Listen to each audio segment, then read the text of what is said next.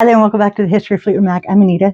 Today we're going to continue Volume 17, Episode 14 of my Fleetwood Mac and Stevie Nicks scrapbooks. And I really wanted to wrap it up for you this night. If I keep going a little bit too long, then I will make one more video, but I'm going to try and keep it short. I just feel that the pictures kind of get redundant when you see so many of the same things. But I mean, this is just a really cool 4 nights in Vegas with Stevie. If you haven't seen my prior 2 episodes, these would be for the 2005 shows that took place in Vegas, May 10th through the 14th, with the night of the 12th being off. So it was the 10th and the 11th, and then 13th and 14th of May 2005. So where I had dropped off at was, I'm pretty sure, let me see here, Stevie. And when I get into this, it's only 7 pages, and I try and read kind of quick and concisely, and they're short. But it seems to me that what I was reading to you, when I read ahead in the journal, it looks like it says that it's all from the first night that most of this recollection was. But just take that with a grain of salt. You've heard me talk before. You know I'm not reliable as far as information is concerned. So I'll just get to it. Supposedly we had ended with Edge of 17, I think. And so return for encore round 1, breaking out the far better by far Tom Petty cover, I Need to Know. The fans are pumped, and it just can't get any better than this. I know beforehand that Beauty and the Beast would be in the set, and her comments to Jim Ladd had us all pondering what exactly she'd break out with regard to her wardrobe. Even if Stevie Nicks herself had come to my home and sat me down for a blow-by-blow preview of her performance, I still could not have been prepared. Out of the darkness she comes more regal and silvery than all her silent idols. Behind her in unison, Beauty, Josette Day, a montage summary of the Cocteau classic Beauty and the Beast, flickers as Stevie emotes her tribute. Verse by verse, you are catapulted to the audio and visual magic of this marriage between the film and the song inspired by it. I'd always wished to have seen Beauty and the Beast performed back in the day, backed by a full orchestra. I no longer long for this because this was by far the most breathtaking performance I had ever seen Stevie give. Final bows were given by Stevie and the band, and this concludes 5/10/2005. After the show, lots of new friends were made. After hanging out in front of the Forum for a while, we all went back across the street for dinner. Almost every Ledge member under the sun must have been there, although I'm not on that board. It was great to meet everybody, which was really funny because I wonder when I got onto the Ledge, because it seemed like I was there for a long time, but I still go back and visit it just to see if anything's updated once in a while. But I met a lot of cool, I'll tell you what, I mean, if I met these people one time in my life and then never saw them again, if I ran into them tomorrow, I'd just be embraced. Yeah, I would embrace them just like I'd seen them at this night. I've mentioned time and time again that part of the magic of my love for Stevie, and just not just everything I have in these scrapbooks, but all of these shows, all of these memories, and mostly the people meeting it, the people I share it with, good or bad, wherever they're at today. If I'm not, talking to them, if I'm no longer friends with them, I don't care. This matters. This matters that I shared that with them. This matters that I had that time with them, that we all experienced it, that we saw it. Other people that I might meet in the future who were like, oh my God, I was there too. And I can just, it's just, and that's what's so amazing for me. And that's what's kind of a bummer about not going to so many shows, for all the jokingly, complaints that I've made about, oh, I always hear the same song over and over again. I'm starting to get tired of it. A, that's a lie. And B, going to all those shows was mostly just so you could see so many amazing people. And again, I'm experiencing it, but I'm experiencing it differently every night because different people are there and there's a different energy and so on. So, and this, like I said, was just really, really special in that way. May 11, 2005, what I wanted to add, looking back on all 4 nights as a whole, Stevie seemed very apprehensive and nervous on the 10th. That was just me. This was a long shot kind of gig, and for as talented and remarkable as Miss Nicks is, I don't think she had that much confidence opening night. Not so on 5/11. After a day of relaxation and Mai Tai induced, I love Mai Tais, Mai Tai induced with some great new friends, we prepared for night 2. Earlier that day, we had done some sightseeing and shopping. In one store, we found a beaded tote bag in tapestry-type fabric with a Yorkie hand-beaded dog on it. Stevie, an avid fan and owner of the breed, we thought would like it. Cost was $99 in tax, which in 2005 was a little bit of money for a purse in Vegas. 7 of us pitched in for the purchase. We then found a card, pledged our love inside the card and well wishes in it, and hoped we'd be able to get it to her night 2. Tonight's show provided Stevie with much more confidence. It showed immediately in the first few bars of Enchanted. Her smile was bigger, her actions more extravagant. Stevie was on a roll. Her set list was verbatim, but when talking with the fans, some would point out things that others hadn't noticed. Particular background features noted that this night, part of the I Can't Wait video during Enchanted, superimposed images of Stevie and various band or backup singers, enveloped by the blue lamp image, which are some pictures I have. For the Outside the Rain, Dreams, Stop Dragging My Heart Around. The Unicorns and Maidens, as well as a few Sullamuth paintings during Rhiannon. The Close Encounters type light show for Stand Back. Also, I mentioned I'd done this funny little drawing of like these little pyramid type things. These weird little upside down cone pyramid type things had come down for landslide. These like lamps from the ground, from the ceiling. I apologize. Trippy swirlies for Gold Dust Woman. Roman type columns for If Anyone Falls, plus remnants of the video, and nature video type images of water on the sands of lakes and oceans. I can't recall on what point the images of Stevie show on screen. Let me say they are gorgeous and new pictures of Stevie. I think that's true. Close-up, soft focus shots of our belladonna. I'm sure stuff was up and down on the screen for all songs, but the finals were The Flapping Dove and Edge of 17, the film for Beauty and the Beast. Sorry. Just trying to say what all was up on the monitor behind her as she's saying. Stevie added a bit more banter between songs. When introducing Plunkett, she couldn't recall where he was from and cracked up. Again, I'll say that she was 100% more candid and happy that the show was going well. This night, I didn't hesitate finding my way to the stage as How Still My Love was ending. I was close enough to the aisle anyway, and all those closer had already planned their escape route, so it was very easy. As Stevie came around to shake hands, I was able to get my hand to her, but with the throng of people reaching over me, creating a human canopy, Stevie just shook a faceless hand. With that out of the way, I focused my attention to seeing if my friend would be able to get the purse to Stevie, our gift.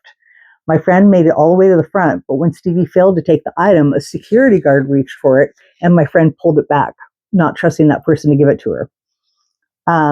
Sadly, let's see, where did that go? Well, we try and manage is what I put down. I'm sorry. We try and manage like on the 13th or 14th. Sadly, I Need to Know is an afterthought night too, being sandwiched between the adrenaline rush of trying to see Stevie close up and then inevitable beauty of the closing Beauty and the Beast. Well, you get the point. Through Thursday 5/12, Tuesday night show was thought to be the best. We still had Friday and Saturday to go. Beauty and the Beast seemed to have an additional depth, and again, Stevie's confidence helped inflate the woefulness of the Wild Heart ballad. What seemed to be immediately after the show, but in reality the venue was almost all cleared out, we saw Sharon Ceylani by the side stage entrance. My friend and I guess everybody else, proceeded over to her. The first thing my friend does is ask her if she would be able to get the Yorkie tote to Stevie.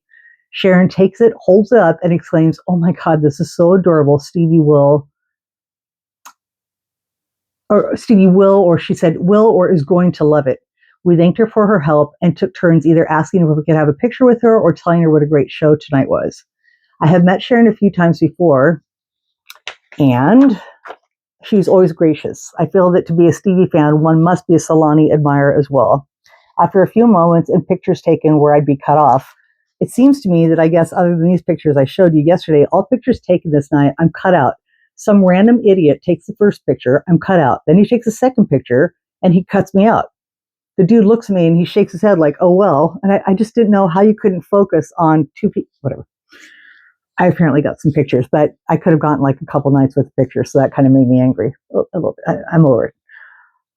After a while, some of the band comes out. I think we stopped by the new drummer. We stopped and saw the new drummer, Jimmy. And when I read this the other day, it was so funny because I just see Jimmy as being a part of the band forever. But in 2005, he was the new drummer, which I thought was really funny. And then there was SpongeBob. Aptly titled because his job on the Say You Will tour was to wipe off whatever Mick used for his drum solo. My friend knows the guy's real name, but I couldn't remember. Then the guitar techs and the keyboard tech guys. I think we had met them all as well at various Say You Will stops. It was on this night that mentions were made of Stevie's additional 25 dates following the East Coast and what is sure to be a plane wreck of a show. Don Henley and Stevie Nicks tour. I never made any of those. Even with my pleasant Don Henley experience, I'm weird. I just really want a Stevie Nicks show. I know it's going to be cut down. At the time, I guess in 2005, I just didn't think that would work out. I don't know why. But I'm still happy. More Stevie Nicks shows before the year's out. And I put down that as of 5/19, these shows are being dubbed the Gold Dust Tour, and we're almost done. We talked a bit more with the aforementioned guys and wondered around wondered what we ought to do this night. I swear how quickly the memory fades. I want to say that some of us got tired and went back to the room. Another one wandered off to go gamble. Night 2 ended with talking to the tech guys. So here is the night 1 lowdown. First of all, by pacing around, we find Chris Nix, then Lori. Lori is loitering around a table, roulette maybe, or poker. Chris is playing in and out of the vicinity, and Machito, and also a woman whose name I cannot place, but who's been a staple face amongst the Nix circle. Typical, no one wants to make the move on meeting Lori. I figure she's hanging around, so what the hell? I approach her and very politely state that my friends and I are thrilled to see her at these shows, and could we please have a picture with her? She's very polite about our welcome back, glad to have you here comments, and briskly okay with having her picture taken. Chris is paying no mind whatsoever to all of this. We look for a bystander when we finally see that Machito Sanchez, her percussionist, is doing nothing. We ask him to take the picture, handing him my digital camera without the sight screen on. Machito says, I can't see anything. I tell him, look through the hole and shoot. He says he hears that all the time. Us 5 ladies bust up. Lori is giggling, hence our great shots. Machito also mentioned something about taking a picture of 5 such beautiful women. What a great guy. So that was the one. That was it for the reading, I think. But that was kind of how I showed this picture to be. And then I think he also took that one with Carlos and I another night, because I know that Carlos, and I kind of cut it out, but Carlos is kind of pointing, and he's pointing at us redheads, all the redheads together at one show, at one time, which was really cute. So he's always been really nice. Other ones that I didn't show from this, Mick had come around, and I'm guessing that's one of the nights I did get a picture with him, but this was at Caesars that night. And also this was me with Waddy and my 2 other friends. But I don't know why, and first of all, I don't know why I look like Bugs Bunny here. But I have no idea why I didn't get a picture, because the 2 friends that are in the picture with me here are who's with Mick. Now, I hadn't met Mick yet. Well, I met him at the stormy weather, but I let my friend have that moment all to herself. So I hadn't really properly met him yet. But that time was to come. So maybe that's what it was. And maybe I was just too busy with the other band members. I'm not sure. But I did want to show you first that, and then I think I'll end this video and just make it short. And I will go with another video for the rest. But this would be the little purse, which is cute as freaking hell. And you got to say, it's a cute purse. And it was all hand beaded. It's very shiny. I know that I had a picture developed of this purse, but I cannot find it. And so this is just a printout. But even in the picture, you can just see the detail and the shininess of, like, light blonde, kind of, honey colored beads here, darker brown beads here. It was adorable. And it was a large size, kind of like a carpet bag. If you guys know what that is, just a larger bag. And yeah, I hope that Stevie, I hope she found some use out of it. It's not so much about us giving it to her. It would be cool if she had some, a use for it, because that's just so cute with her love of Yorkies and everything. So this was a stupid ticket. Somebody had come and taken our picture, and I don't know why I never called and got it. I really wanted it, because I knew it was going to be a good picture. Like somebody in Caesars, they come around and take pictures, and I just never did it. But I still have the stupid coupon. And then this was another one I took, one of the clearer shots of Beauty and the Beast, even though she's far away. But she's in that outfit. And then when I talked about having the set list, I forgot, I knew I had a set list from that night. So that one that I showed you the last time was a copy of my friend's set list. This is a proper set list. And you could tell because it's been taken up off the stage, kind of thin here. But this one was one Jana's. Now the thing is that from that one, to this one, you can see clearly they're different set lists. I mean, same songs, but just different notes written on them.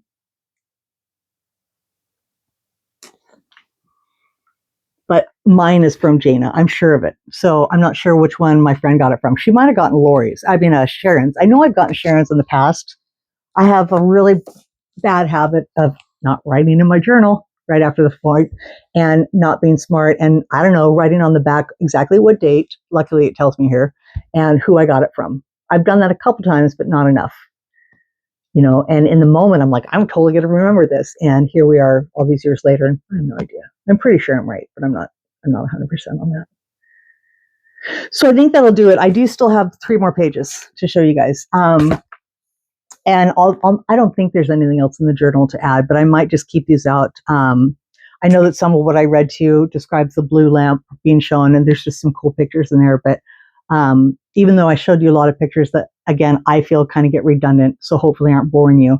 But some of these next ones coming up just have a really nice transition that we don't get on too many other shows. So come back for the last one. I promise I'll wrap up these shows. But then I have in June and July, so I had May. I think I had 1 or 2 shows in June, and then it just seemed like all of July. There's this show after show. So I had a good Stevie year in 2005. It was a really good year.